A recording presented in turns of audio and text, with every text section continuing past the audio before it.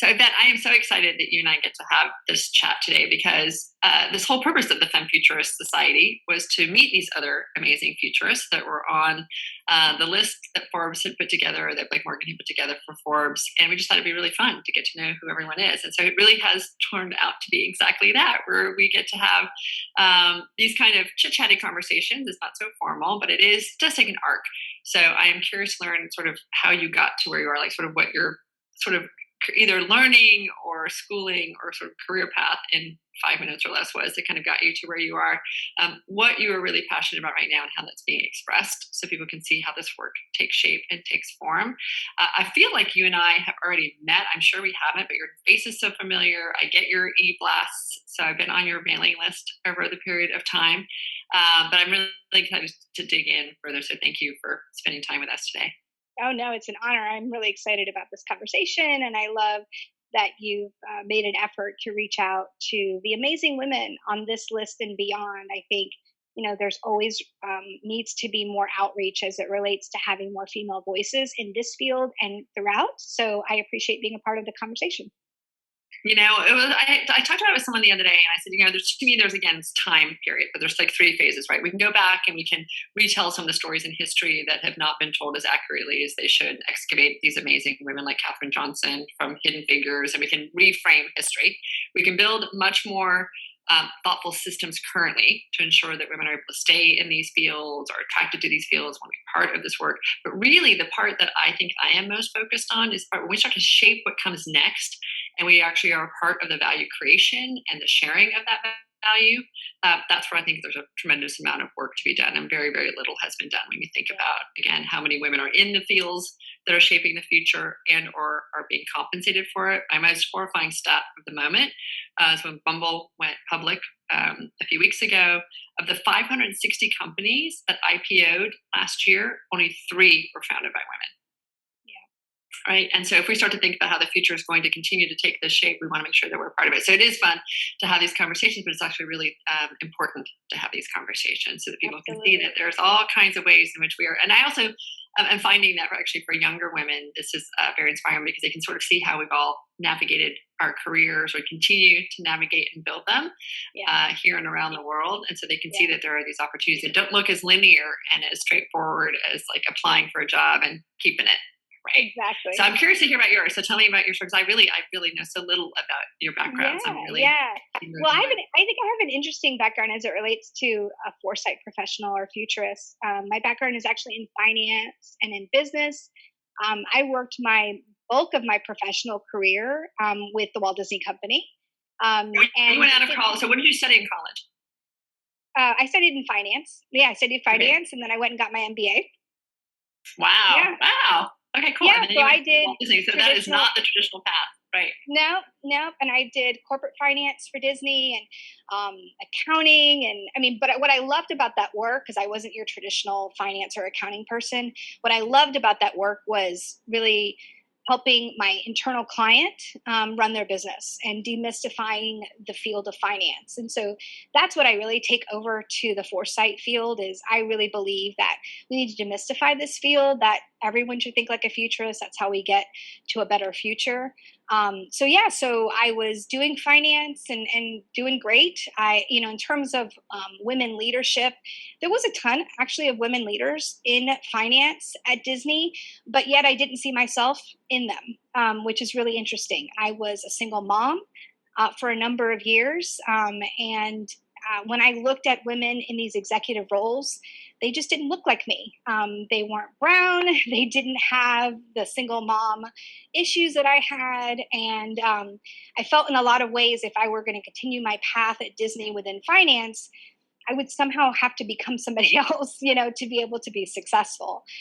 So around that time, I was offered a new role within HR, focused on the future of work. I turned it down at first because I thought, this is crazy. I don't have any HR background. And then I thought again about it a few months later and decided it was the perfect transition for me when you talk about non-traditional, non-linear paths, because they really wanted someone who didn't know about HR to come from a strategic external perspective and tell them about the future of work. And so at that point, so great. I hadn't even heard of the foresight field. And like many of the people I work with now, I felt kind of mad when I found out about it. Like, where have you been in my life? I was sort of really annoyed. Here I had thought that the only way to plan for the future was to put numbers in an Excel spreadsheet and sort of light a candle and hope you were right, which you knew you weren't. So here all these years I've been doing strategic plans and 5-year plans, and I hadn't really known how to create the future and plan for the future. So I was definitely bit by the foresight bug at that point. I had the opportunity to hire some futurists, was a bit frustrated at the field, to be honest. Many wanted to just come in and do a workshop or do scenarios for me, but I knew what I wanted to do was create a culture of future thinkers at Disney. And so around that time, I met Frank Spencer, who was the first that I knew of, first futurist that I met that was really talking about this as a leadership competency and capacity. We hit it off. The rest, as they say, is history or the future, I guess. And we paired up. He asked me to be a partner and principal at his firm, Kedge. And we went on to do a ton of work for Disney. I highly recommend that path, by the way, of leaving a company and getting hired again. I ended up working more for Disney afterwards than I did when I worked for them in a weird way through multiple purchase orders and all of that good stuff. But we led the largest foresight corporate competency effort ever over the course of 4 years. We trained over 500 leaders across the globe and set up futures teams in all different countries. So that's sort of how I got into the field and how I transitioned to more of the entrepreneur, from practitioner to entrepreneur that I am now. I love that. But again, the way I've talked a lot about is, what does the future need to expect of us, and we're in a unique position to create and contribute to that. And you are such the perfect example of that, right? You have a curiosity to hear, but you see that there's this other thing over there, and then you find your way there. And I think that, I don't know about you, but a lot of people come up to me after talks and want to know how we got here. And they're often feeling like there's sort of I call, the island of misfit toys, which doesn't sound very respectful, but I was one of those people, right? I couldn't quite figure out where I belonged inside the structure that had a certain shape to it. And what I think is so encouraging is to see how you just used your curiosity and confidence, it seems, to be able to navigate from here to there. Like they must have seen something in you that made that leap from finance to the future. I had actually supported HR from a financial perspective. So I had built relationships with those leaders, and they knew that I had a strategic mind. But what's funny is I think the CHRO, Jane Parker, who I think is still the CHRO of the Walt Disney Company, at the time she was the head of HR for the Parks and Resorts segment, she stopped and thought and said, we know a lot about the past and we know a lot about the present, but we don't know jack about the future as it relates to our workforce, about talent or anything. And so that's why she stood up this whole division focused on the future of work. To her credit, she realized, so I think it's quite perfect that a woman sort of started me off on this journey without knowing it, right? And I think my dad used to always tell me, when you're presented with two paths and you're trying to decide like sort of which one to go down, choose the one that's least like the one that you're already on. And I thought that's such good advice.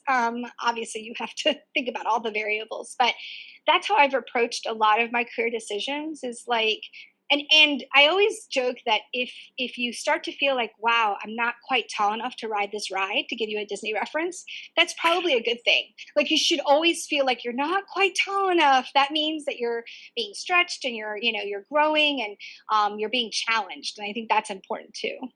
That's an interesting thing because Disney keeps you off the ride for safety in that reason, in that analogy. So I guess the question, when do you know that it is safe versus not safe, I guess, to take that stretch? So you're already on it. Right. Make sure you use the seatbelt.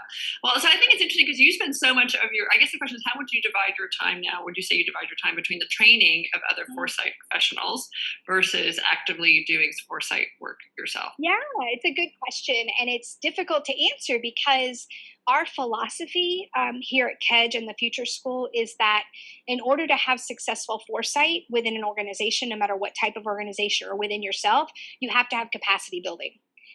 In the extreme version, if I had a crystal ball and I could tell you exactly what was going to happen, it would do you no good if you didn't develop the capacity to deal with change, to see what's in the crystal ball, to cope with what you'd have to do. So every one of our foresight projects, whether it's consultative and it's building scenarios to whatever it is that we're doing in forming strategy, it all has a capacity building element because we want to leave the organization and make sure that they're going to be able to sustain whatever work we did with them. We want them to not to have to hire a consultant every 6, 9, or 12 months because that's not feasible, and that means that foresight isn't getting into the culture. If they really want to be successful, it has to be something that's ongoing. But in terms of like what we love to do, like, so we have the Future School, which is our learning and development platform. And so there we do tons of public facing training of all different durations. And then within Kedge, we do more of the consultative work. Although a lot of times clients will come to us and want an in-house training as well. That's, similar to what we do publicly. So gosh, right now, maybe it's 50-50. It's hard to say because like I said, there's definitely overlap between the two. I love doing the training. I love doing the consulting component too. They're both rewarding in different ways. So again, I always go back to all these conversations. I want to go through 5 different questions and different routes. So one question is around the natural capacity that some people have for this versus maybe others, which we'll hold on to for a second.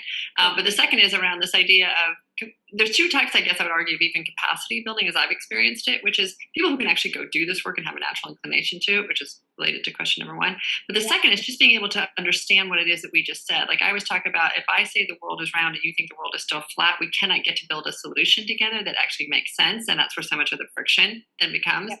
And so then I used to say, okay, well, you hired me to go like trek through the jungle and figure out which barriers are safe, which ones aren't, and why the shadow does this, and why the huts are built this way, and blah, blah, and I come back and I show you, but we go to the top of the mountain and I lay it all out for you and you don't believe me, right? Yeah. Like it doesn't feel real to you unless you've been on that journey together. Yeah. And yet at the same time, it does take a certain amount of time. Like I guess it's an interesting question around whether or not we can all be foresight professionals and still do accounting and HR and supply chain and procurement and, AI development. Because I think there is a certain amount of being immersed in this work that I feel really privileged to do, right? I get to be with the people who are building the future, and I wouldn't have the capacity to be able to do this in another task. Yeah. But I do think people need to be able to appreciate the thinking and have on leaning into it. So like, I guess, I don't even know if there's a question in there as much as I mean, I can tell you that our approach is the easiest way to describe it is that we really believe that foresight, of course, it's a discipline, but it's best served as a philosophy. It should run in the background like the operating system of everything we do. So I do believe if you're an accountant, you should practice foresight. If you are an engineer, you should practice foresight. It may not mean that you're creating scenarios because that's just one tool in the foresight toolkit. To me, foresight is a mindset. And it's a series of mindsets, and it's the ability to ensure that you're not falling prey to your biases. It's the ability to maintain your curiosity, to challenge your worldviews, to think in simultaneous multiples. Those are all practicing foresight. And I think in today's environment, everybody needs to think that way. And so I think it's just a matter of, is it a person's full-time job? That's not everybody needs to be doing that. We love to train people who want to hang the shingle, who want to be practitioners full-time in an organization.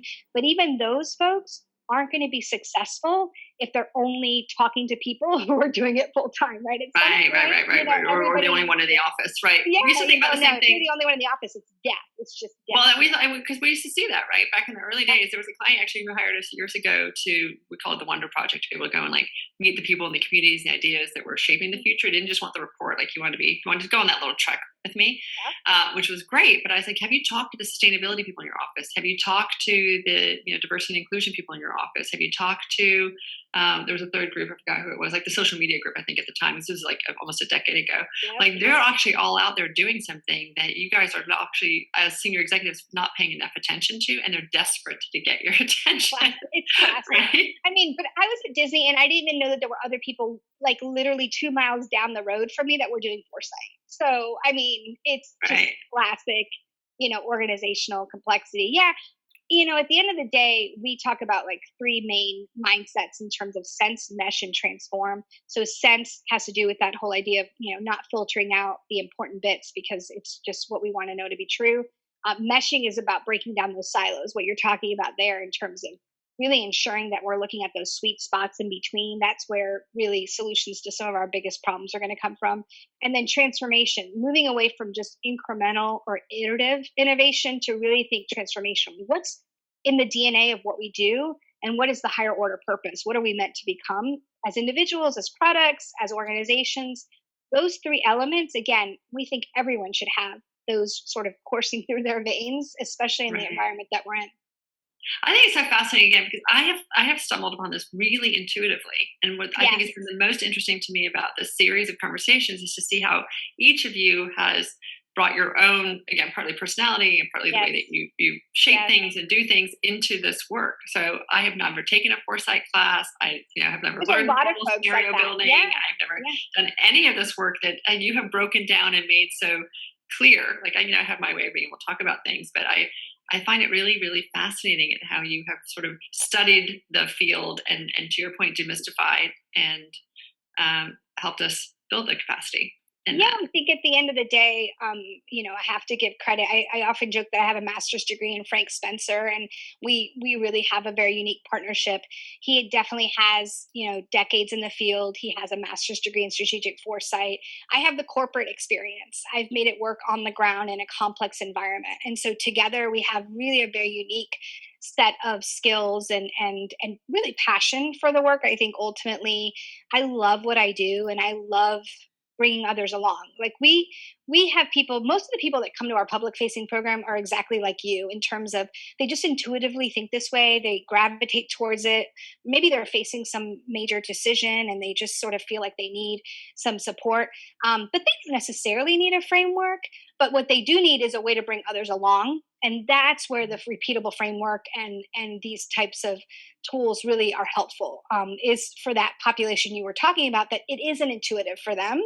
And so you do need to add rigor to it, because while I truly believe everyone should think this way, that doesn't mean that I don't lend credence to the importance of rigor around our field, because that's really important, especially when you're talking about creating agency and ensuring that the future includes marginalized voices. If we aren't careful, it's just going to be those dominant narratives that get repeated into the future. So we do need tools, we do need methodologies, we do need a repeatable framework, and we need to challenge ourselves and make sure that we're looking for those diverse voices when we're creating the future. It's really important. I got approached on LinkedIn recently by someone who does board development, and she'd heard me speak or like something that I had done or whatever. And I was like, there should be a futurist on every board. Yep. So I go back to, do you actually see, like, again, whether it's futurist or foresight professional, but someone who really has this orientation more so than an inclination? Because I do think, agree. And I don't know what your estimate is. It'd be interesting to ask you actually. Inside an organization, the people who have a natural proclivity in this direction, what estimate do you have around that with all of your experience? It probably depends on the organization, and it's interesting because when I first started, for example, we were doing the work with Disney, and we'd get the roster of who was coming into the session, and we'd be like, "Uh-oh, finance people," and I was a finance person, so who am I to say that? I don't know. Oh, there's a lawyer. But sometimes those were the best participants because I think their day to day involved so much rigor and structure that when they were given a different type of structure to think about the future, they gravitated towards it. So I think it's a higher percentage than we realize, within organizations. I think again, it depends on the organization. I would say if I had to give you an estimate, I would say that there's a higher percentage of people who think this way in lower levels of the organization. I think that unfortunately our executive level, our C suites, they should be the ones thinking this way, and either because of the power that they have, the ego, the way that they've gotten to those roles, the fact that they are privileged. I don't know what the combination is, but more often than not, those folks absolutely don't get it. They're just trying to ride out their tenure. And so that's, I'm, again, painting with a very broad brush here, but my sense is always that middle, lower level management is going to be much more, sort of, approachable in terms of these skills than the senior level folks. It's really interesting because I wonder if, again, it has to do with your approach versus my approach, because so the way I would answer that question is slightly differently, in the sense that my sense of like people who come up to me, or the people who I just like when I've got on teams or whatever, like 10 to 20% naturally are this. And when they hear you or they hear me, they get very excited because like, right. Yes, they can validate, right? They feel seen, or they feel that the synthesis way of thinking is something that makes sense, and they don't feel like such outliers in it. So I do think that, and that's why I always say, again, go find those people inside your organizations who are trying to build this capacity, because they're there and they want to be included and they want to be asked, and they are these natural bridge builders. This was the work I was going to say in question number one. There's an organizational development person, if you've ever seen his work, David Dow, who wrote a really interesting piece in the World Futurist Society magazine years ago, which was a very wonky magazine, but it was a great article about the need for synthesizers and the kinds of people who have a natural brain inclination. He actually talked about type M's and type N's. N's were the people who want new information, love being able to, are highly curious, but also want to turn other people onto it. Like they love being able to be disseminators of information. Versus M's, who may also be really curious, but they wanted to be able to master their own particular job better. And he felt like only 5% were N's and 95% were M's, which helped explain a lot to me, because I kept thinking about, why am I the only one who's thinking this way? But over time, I think it's expanded. And so I guess the question I have for you is, are you seeing, again, this expand? Because I would say, actually, what I'm seeing is that there are some really senior level people really who are responsible for the strategic direction of the organization that have gotten a fair amount of this now, because they're on Business Roundtable or they're reading whatever they're reading. They do have the sort of inclination to have on things going. It's middle that gets stuck. They're really having a much harder time transitioning away from the way that we used to do things to the way that we're going to do things. And that's where we see it stuck. So it's interesting that you think that that's actually more open. I think, of course, it depends on the organization. I think that, it's tough, because when you're in an organizational structure where you already feel stuck, then it doesn't matter what amount of, type of foresight you try to throw at it. It's not necessarily going to, solve that issue. I think that our organizations today are, largely hierarchical, and those middle managers are really sort of sandwiched in between. A lot of it falls on their shoulders. They don't really get a lot of credit. So you're seeing just, I think a ton of burnout just in general, especially this last year. But we do work within organizations and then within communities as well. We're doing some great work in Santiago, Chile right now. And, I'm just struck by the power of giving individuals agency about, creating their future. And so what I love about strategic foresight, whether you're doing it within an organization or across a community, is that the same tools and methodologies that apply to the organization to set strategy and build innovation, those same tools are applied to the individual. And what tends to happen when we work with organizations is that the change begins with each individual. And so whoever is invited to the party as it relates to our foresight sessions, if if they're the least bit open to it, whether they have the aptitude or not, we tend to see them really, be able to unlock that inner futurist, if you will, because no one up until this time has told them, yeah, you have agency. You're creating the future every day with the actions you take. Right. And it's like, it's a light switch that goes off to say, holy cow, I can be in the driver's seat. Like, this doesn't have to be something that just happens to me. I can actually do something about this. And so what we tend to see is for organizations that don't follow through with this type of work, if they do some type of training or type of engagement, those individuals at the end of the day end up leaving the organization, because if they don't see the organization taking on this foresight effort or really thinking about this or really doing it seriously, they get disgruntled, they lose engagement, and they ultimately end up leaving. Because once you see this stuff, you can't unsee it, right? Once you've developed the skill, you see it everywhere, and it really changes the way you see the world.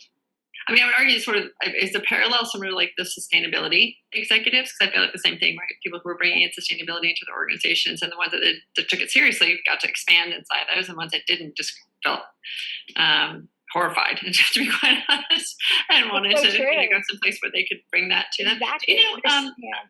Do you know Alicia Abate? The name sounds really familiar. She's also a futurist who does a lot of work with the future of work and working, and has very similar. I mean, we all sort of at some point share that same perspective, but she's taken a lot of this really big foresight, futuristy thinking, and brought it to the individual. But she's actually really interested in that place right now of personal, professional transition, as we're in a world in which we're going to take such a different shape, and that sense of agency. So I was going to say, when you do this work and you can see again that connection to the individual, how would you say it maps with purpose and people figuring out their purpose and where it is that they're supposed to be? Like, do those things like completely overlap? Are they next to one another? Like, how would you frame that? It's very connected. I think it's very connected. I mean, ultimately, we talk about people unearthing or uncovering their DNA. We talk about it in terms of organizations or even a product having a DNA, but also the individual, and mapping what we call cascading growth curves, right? And understanding where those break points and breakthroughs are. Just like an organization or a product goes through a natural S curve, so do we. Everything in nature goes through that natural growth curve. And the idea is that before you're in decline, and before you're into that death mode, whether it's your product, your organization, or your career, you map that cascading growth curve, that next growth opportunity that's a little bit higher than the one that you're on. And they all those growth curves share the same DNA. So this is what we tell organizations: look, you're not all going to be Google. Stop benchmarking Google. That's not who you are. That's not who your culture is. That's not who you're meant to be. Figure out who you're meant to be, who your higher order purpose is. And the same goes for the individual. Really understand what makes you tick, like you said, your purpose, and then map those curves out. And this is where Foresight can help you, because you can think about those externalities. We talk about the push and pull of the future. The push is those trends and emerging issues that are going to push us into the future kicking and screaming. But the pull of the future, because the future exists across the spectrum, is those aspirations. And whether it's an individual, an organization, it's amazing how many people don't think about their aspirations. Like, we're just doing every day, just getting up and doing what we need to do and checking it off the list and putting out fires, but never asking, like, why is this getting us where we want to go? And so, strategic foresight really gives us the frameworks, the repeatable frameworks to think about the future more purposefully, more aspirationally, and more collaboratively, which I think is important too. So if you think about your work and where you are now in it, because I mean, we're seeing this expand and the vocabulary around it. It's actually that, it's funny when you talked about that moment where you're like, where have you been? We were having a conversation last week with, I think it's Wendy Schultz, who apparently found future studies when she was like an undergrad somewhere and got to build this entire career over the last, gosh knows how many decades. And like, I had no idea it was there. Yeah. So is part of what we're seeing is that people are just going, wait a second, I didn't know I could make that a profession, or B, that was a capacity that either I innately had or that I realized is so useful. Like, I guess I feel like there's a growth. I don't know if it's explosive or exponential yet, but it feels as though it's at least people paying more attention to it, certainly in this past year. Right. Oh, I did an interview this morning where I was like, to your point, we're all futurists because we're now not looking in the rearview mirror, we're looking ahead. Yeah. It's definitely growing. I think the last year, I think the growth is for a few different reasons. I mean, I think definitely a lot of organizations were caught off guard, a lot of communities, a lot of individuals. And but I think more deeply, people have had a chance to really sort of contemplate things and slow down a bit. And, that whole, like, let's put out a fire, let's put out the next fire, has almost paused for a moment. And I think people have had an opportunity to say, like, for what purpose are we doing this? Like, where are we headed here? And there's got to be a better way. That's what we always say, when we're asked, like, who do you target? Is it strategists? Is it innovators? Is it change agents? Is it individuals? It's all of those. And we finally landed on, if you think there's got to be a better way, then Foresight is for you. There's got to be a better way to lead, to innovate, to whatever it is that you do. If you're looking for a better way, you're probably aching to use strategic foresight. And so I think a lot of people this year have said, there's got to be a better way. There's got to be a better way to work as a mom. There's got to be a better way to lead teams, from a distance. There's got to be a better way to educate our youth virtually and in person. There's got to be a better way to manage health and safety of a community. There has to be a better way. And my hope is that they're turning to strategic foresight to find a better way, not just right now for 2021, but for the midterm and the long term to serve ourselves and our future generations much better. I love it. So, what advice then do you give, or how do you help people who are in that? We talked about that mid-tier professional being squeezed, but I think that even across the board, they're squeezed right now between trying to keep up with what the current demands are and doing these transformative shifts. And so, I think for me, one of the kind of worries or hurdles, one of the things I think gets in the way is like, yes, on the one hand, it'd be great to all be thinking about the future and to be this foresight, just professional executive, but the day to day. That I got to make sure that we, either hit our numbers or do our thing, and That's pushback I get often from folks who are trying to figure out how to navigate sort of the both timelines. So how do you help people through that? Yeah, the tyranny of the urgent, always is going to take precedence. I think, just like anything else, we have to plan. We have to plan to create a culture of future thinkers. So it's not something that happens overnight. But if you're planful about it, if you're thinking about it at every level of your organization, you're going to be more successful. If it's not an app that you're downloading, but rather an operating system, you're going to be more successful. But it's, I think there's a misnomer here that the future is about the future, because it's not. The future is about the present. Because how we think about the future, whether it's conscious or typically unconsciously, directly impacts the decisions we make today. That goes for us, that goes for our communities, that goes for our teams, that goes for our families. So I often ask my participants, my clients, tell me all of the obstacles that are preventing you, or the things that are on your list, or those pain points, or, those things that you're trying to deal with, those fires that you're trying to put out. And when you ask them that question, they're going to tell you, oh, money, resources, these are all the things that are the obstacles in my way. I then follow up and say, if I were to remove all of those obstacles, let's just pretend for a moment that I removed it. You have unlimited time, unlimited money, whatever their constraints were. If I release them from all those constraints, I ask them, okay, now what, and you could direct what is done. What would you do? Most individuals do not have a response to that question. And my point in saying that, and that usually is enough to wake people up to say, how do I even know what's on my to-do list is the right thing? How do I know if those quarterly fire drills that I'm doing are even the right things, or even the right priorities?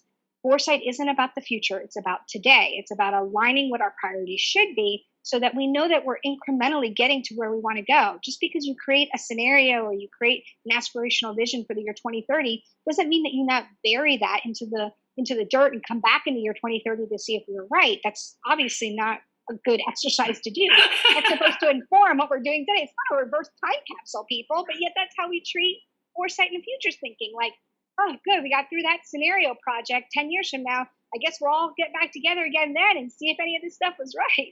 No, of course not. It's about what do we need to start doing now to either make that happen or prevent the things that we don't want to happen.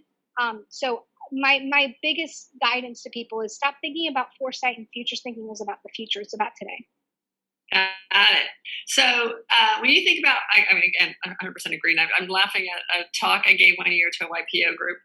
And these guys were all like super excited, were really turned on, thought this was so interesting, trying to figure out why their particular city was falling behind in some things. It was really important. They're like, God, we should have somebody come in once a year and do this. I don't think that's going to really help you very much catch up to where you're trying to go, but at least they were, you had at least one version of it. So I guess when I think about where are you focused on your work right now, like when you answer that question for yourself, right? If all the constraints were gone, like where is it that, like, what are you here to do, and what are you most focused on right now, and what opportunity you think has opened up, maybe most recently that may not have been there before that you're excited about? Yeah, it's really interesting because this year has been one for us of incredible growth. But, we went through not the stages of grief, but the stages of foresight where you go through sort of a resilient stage where you're just like, oh my God, there's a pandemic. We have to keep people safe. Let's cancel everything. And then adaptation, let's pivot and let's, avoid complete breakdown here. And then we finally settled on transformation, and we looked at all of our content and said, how can this year make us better, and what can we put in place right now that isn't just a stopgap but is a new way of working and connecting with people? And so we've put in place a lot of things, and we've re-looked at our learning and development and our consultative offerings to make them work in a virtual environment, an in-person environment, and a hybrid environment, but to ultimately just answer the questions and the gaps that exist. So I'm really excited about continuing that work going forward. I think for me, our biggest challenge is always scaling and having enough of us to go around to be able to meet the need, because we really have an abundance mindset at our firm. We think that, we need more futurists to meet the demand. It's not a closed loop, or it's not a fixed pie. We really think that there's more work than we could ever all accomplish in our lifetimes. So getting more people turned onto this field helps everyone. Rising tide is great for all the ships. So that's one of the reasons why we started a professional certification process to add more credibility to the field. It doesn't mean that we think everyone needs to be professionally certified, but we think adding that adds a certain level of credibility to those that wish to have that certification and that credential. So yeah, it's just about continuing to democratize the field of foresight, which is our mission. Because again, we believe the world would be a better place if everybody thought this way. Are there issues in particular or groups in particular that you focus on? Not so much in the body of the work, but even personally that you are either more drawn to or more curious about? Yeah, we love to work with youth. I mean, who doesn't? Right. They're not like encumbered by a lot of the educated incapacity. Edie Weiner, one of the founders of the field, as far as I'm concerned, Future Set in New York City, coined that phrase "educated incapacity," knowing so much about what you know that you're the last to know that things are changing. Edie was one of the first female futurists I ever read about and learned about and hired at Disney. So youth don't have that perspective, so they're always really invigorating and exciting. I think marginalized communities, individuals, and groups that don't feel like they have agency. It's a privilege, like you said, to be able to think about the future, and it shouldn't be. It shouldn't be, but it is, because most of the people in even our country, our amazing country, most of the people are just trying to survive and make it day to day. So it is a privilege to think about the future. And as long as it remains a privilege, we're never going to be successful. We're never going to be able to tackle some of these huge challenges. So for us, when we get to connect with those individuals and groups of individuals that don't have a voice, and we can empower them through foresight to have that voice in their future, that's really rewarding for us. Is there a case study in that? Like, is there an example? In terms of an example, I mean, we did some work a couple of years ago with our own community here in Central Florida. We had the opportunity to not just work with the traditional executives in the space, because of course they were part of the conversation, but we had an opportunity to open it up to the community as well and find out what they saw as the potential for the multiple county area that we have here. But I think there's always room to go further. I just think we've only scratched the surface. There's not enough people of color within the foresight community, for sure. I mean, it's ridiculous how few we have. And you talk about a group that doesn't realize there's a field of foresight. I guarantee you it's that group. And so I love when people talk about STEM fields for our youth, but I think that's somewhat limiting. And to think that the future is only about science, technology, engineering, and mathematics is crazy, because we need to open up the propensity to think about the future to our youth as well. So someday when we regen it, we will call you in to help us again with the career fair for the future. So I love it. Again, when I always go back to what does the future need and expect, and what are you in a position to create and contribute to it, one of the things that I get worried about for youth is not only that they have the open aperture, which I do think is true. It's why I went from doing TEDx events for adults to doing them for high school and college students and co-creating them with them, because I felt like they were just so much more hungry. They just really wanted to know, and they're making really big decisions every day, and they want to know if they're on the right path. But I also worry that they're getting fed a really negative narrative of the future when I think it could be so much brighter, particularly, again, to your point around agency. Yeah. If you don't like it, like, what do we want to do about it? Like, what is the future we want to build, and how do we want to shape this differently? And so part of that sort of the connection between those two things was to have them be more curious about the roles that they're interested in, how they're going to take a different shape. Yeah. So back to, as you were talking about cascading by having them think through that so that they can actually also subdirect their education a bit more. So whatever they're not getting on that syllabus, they can go and seek other places and other ways. And so we did it in 2019, and we did it to correspond with South by Southwest.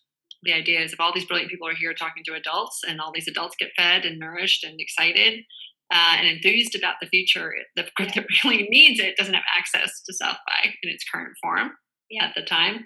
And so we just sort of plucked our favorite people and brought them together and said, okay, what is the future of medicine? What is the future of smart cities? What is the future of making and building? And we got to have college and high school kids have these conversations with them. So it was designed for 2020.